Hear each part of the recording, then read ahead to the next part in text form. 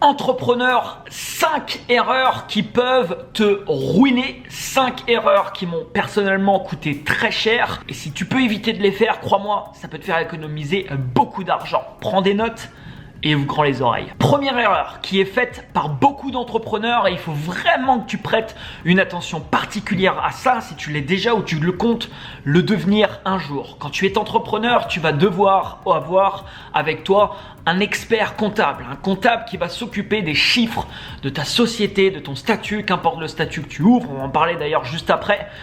Et cette personne, c'est lui qui va faire ton bilan, c'est lui qui va également te conseiller sur différentes voies en fonction des chiffres qu'il va avoir sous les yeux. Il y a des bons comptables, il y a des très bons comptables et il y a des un peu moins bons comptables. Et surtout, il y a des comptables qui vont pas forcément comprendre ton activité. Le premier conseil que je peux te donner, c'est fais appel à une personne qui comprend ce que tu fais. C'est important parce qu'il est plus susceptible de t'aiguiller et d'avoir les bonnes informations pour toi. Prête attention également à sélectionner la bonne personne. Renseigne-toi sur une personne avant de signer avec justement un comptable. J'ai vu bon nombre d'entrepreneurs faire les mauvais choix à ce niveau et ensuite vraiment regretter ce choix parce qu'il s'était passé tout un tas de problèmes. Et ensuite, bien sûr, tu peux changer de comptable, mais ça se fait pas du jour au lendemain. C'est un petit peu compliqué à mettre en place. Et quand tu es entrepreneur, crois-moi, tu as d'autres choses dans la tête à penser qu'à devoir trouver un autre comptable. Donc entoure-toi d'une personne qui va comprendre ton activité et entoure-toi d'une personne qui, tu le sais, tu as eu des recommandations d'autres personnes. Tu sais que c'est quelqu'un de fiable, de performant parce que tu t'es renseigné un minimum sur la personne. La deuxième erreur qui est également assez commune, qui est souvent il y a beaucoup d'entrepreneurs qui passent par cette erreur, je suis également passé par là à mes débuts, c'est une mauvaise association. Si tu t'associes avec quelqu'un au bout d'une semaine ou un mois, c'est un peu comme si tu te mariais avec une personne au bout d'une semaine et au bout d'un mois.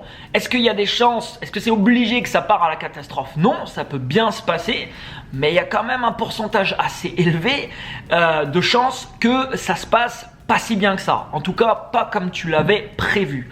Donc fais attention à ça, on voit beaucoup d'associations, surtout des personnes qui se lancent ensemble, qui font 50-50 sur la société et au bout de quelques mois ça pète parce que la vision de la société c'est pas du tout la même, ils sont à 50-50 dans la boîte et ça devient extrêmement compliqué. Donc ne t'associe pas n'importe comment avec n'importe qui comme ça du jour au lendemain sur un coup de tête parce que c'est une décision qui va te suivre généralement pendant des années et ensuite partir d'une association, faire une rupture à ce niveau, c'est compliqué et ça prend généralement beaucoup de temps. Donc prête attention également à ça et fais attention à ce niveau. La troisième erreur que je viens de commettre, alors de toute manière, c'est en faisant des erreurs personnellement que j'ai appris et c'est en refaisant des erreurs que je vais continuer à apprendre. Cette erreur, c'est de vouloir en faire trop, vouloir de faire en sorte que ça soit parfait avant de te lancer. J'ai refait cette erreur par rapport à mon application. Mon application, je viens de la sortir, il y a des choses qui m'ont sauté aux yeux. Je referai plus jamais ça. C'est-à-dire que je repasserai plus jamais, je pense, 1 an de ma vie à avoir une hypothèse en tête, 1 an de ma vie où je vais développer quelque chose sans tester mon hypothèse entre guillemets sur le marché. C'est pour moi une erreur et c'est une nouvelle erreur encore une fois de plus que j'ai faite. 3-6 mois grand maximum. Si tu as une idée un jour, quelque chose que tu veux mettre en place, il faut que tu puisses tester ton idée très rapidement, lancer ton idée très rapidement et ensuite tu vas adapter ton idée au marché. Par exemple dans un développement technique comme une application web, ça sert à rien de faire un maximum de développement, c'est complètement inutile parce que c'est basé sur ce que tu as dans la tête et les hypothèses que tu as dans la tête, mais c'est pas basé sur les vraies réponses que te donnera le marché. Donc lance le plus vite possible ce que tu veux lancer et ensuite tu vas adapter ton projet en fonction des feedbacks et en fonction des réponses du marché. Fais attention à ça, on voit des gens des fois qui passent 2, 3, 4 ans sur un projet, ils lancent le truc et là au bout d'un mois ils se disent merde, mais ça fait 4 ans que je bosse sur ce truc et en fin de compte là je me rends compte de tout un tas de choses, ça va pas marcher comme ça, il faut tout changer. Donc ça c'est vraiment pas la bonne approche et ça s'adapte pour tout. On voit également des gens par exemple qui créent des programmes de formation pendant 6 mois voire plus et au bout de 6 mois ils lancent leur truc, ils disent non commence à lancer tout de suite, lance ton programme, vois si ça fonctionne et ton programme tu vas le créer, tu vois, au fur et à mesure. N'attends pas d'être parfait parce que ça sera jamais parfait. Tu veux lancer, je sais pas moi, des vidéos sur YouTube, c'est la même chose. N'attends pas d'être parfait. Fais-le maintenant et c'est en faisant que tu vas t'approcher de la perfection. C'est pas en étant dans la réflexion, c'est pas en étant dans l'attente, c'est pas en émettant des hypothèses dans ta tête que tu vas t'approcher de la perfection. C'est en passant à l'action. Et c'est comme ça que tu vas apprendre, que tu vas avoir du feedback et que tu vas t'améliorer au fur et à mesure du temps. Et la quatrième erreur, un petit peu moins courante, mais qui est quand même assez courante, que j'ai fait également, qui m'a coûté également beaucoup d'argent, c'est choisir une mauvaise structure au départ. Tu sais, si tu es en France par exemple, tu as le choix entre SARL, SAS, entreprise individuelle, enfin tu as tout un tas de choix de statuts différents. Personnellement, je t'avais fait une vidéo il y a quelques années en arrière qui s'appelle « Je vais payer 77 000 € d'impôts ». Cette vidéo s'affiche juste là, n'hésite pas à aller la voir. Dans cette vidéo, je t'explique que je suis passé du statut d'auto-entrepreneur à celui d'entreprise individuelle à celui de SASU.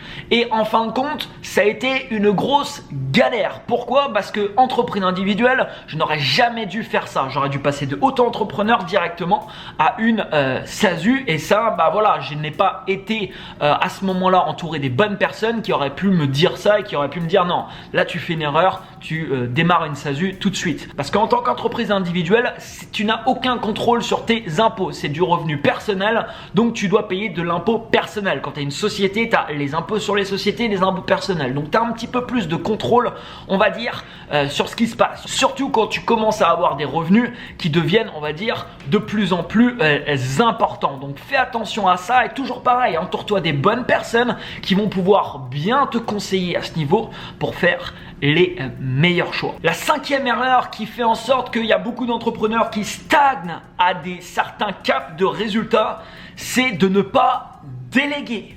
De ne pas déléguer tout un tas de choses que tu as à faire et qui ne sont absolument pas indispensables que toi tu le fasses. Il y a des choses dans ton entreprise qui peuvent être faites uniquement par toi parce que tu as une expertise dans par exemple tel ou tel domaine. Il n'y a que toi entre guillemets qui peut faire ça. Mais il y a des choses où tu trouveras des gens bien meilleurs que toi pour le faire et tu dois trouver ces personnes. Et toujours pareil ici, à toi de t'entourer des bons prestataires, des bons salariés si tu as des salariés au sein de ton entreprise.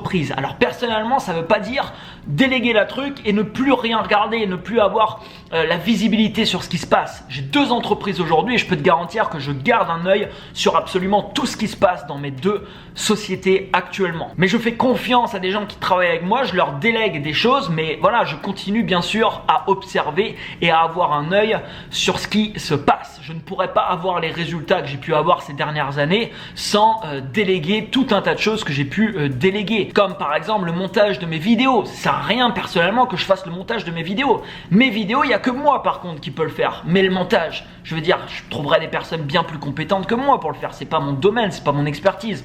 La gestion par exemple de mon service client, le fait de répondre aux messages, enfin tout un tas de choses comme ça qui me bouffent au final, qui me boufferaient tout mon temps.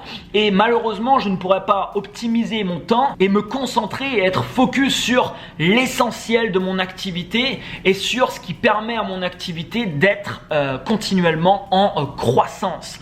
Donc délègue, tu vas peut-être dire oui mais j'ai pas d'argent pour déléguer. Mais en fait, ce qui fait que tu auras plus d'argent, ce qui fait que tu vas faire plus de chiffres, ce qui fait que tu vas être plus en croissance, c'est justement le fait que tu vas déléguer. Alors si tu délègues pour poser ton cul sur un canapé pour regarder Netflix, c'est sûr que ça va pas changer grand chose.